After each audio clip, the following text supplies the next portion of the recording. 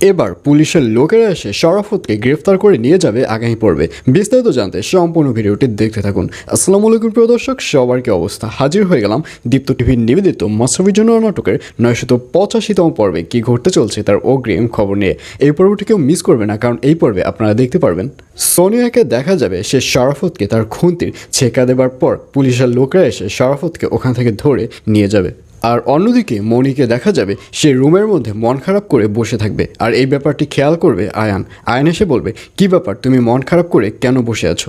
তখন মনি বলবে, আসলে আমি কিভাবে এই কাজটি করতে পারলাম। তখন আয়ান বলবে, কী কাজ করেছো তুমি? তখন মনি বলবে, আসলে আমি কিভাবে এই দুই হাত দিয়ে ইচ্ছে মতো শরাফতকে পিটালাম, এই ব্যাপারটি আমার মনে করে আমার মনের মধ্যে ভীষণ কষ্ট হচ্ছে। আসলে এই কাজটি আমার করা উচিত হয়নি। আর এই কথা শুনে আয়ান বলবে, তুমি মোটেও ভুল কাজ করোনি, তুমি যেটি করেছো একদম ঠিক কাজ করেছো।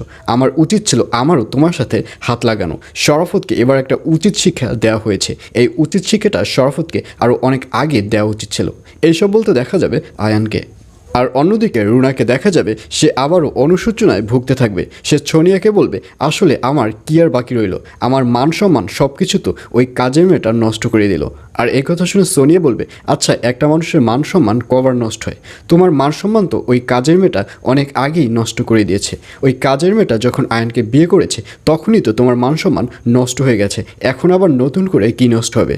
তখন রুনা বলবে, না, আমার এভাবে ওই মেয়েটাকে ছাড় দেওয়া উচিত হয়নি। ও আমার মুখের সামনে অনেক ধরনের বড় বড় কথা বলেছে, আমি এমন কাজ করব যাতে করে ওর কোনো বড় কথা আর না বলতে পারে। এইসব বলতে দেখা যাবে রুনাকে। আর এছাড়াও থাকবে আরও আশ্চর্যের সকল ঘটনা। সুতরাং সবাইকে মাশরাফির জন্য নাটকের আগামী পর্ব দেখার আমন্ত্রণ রইল।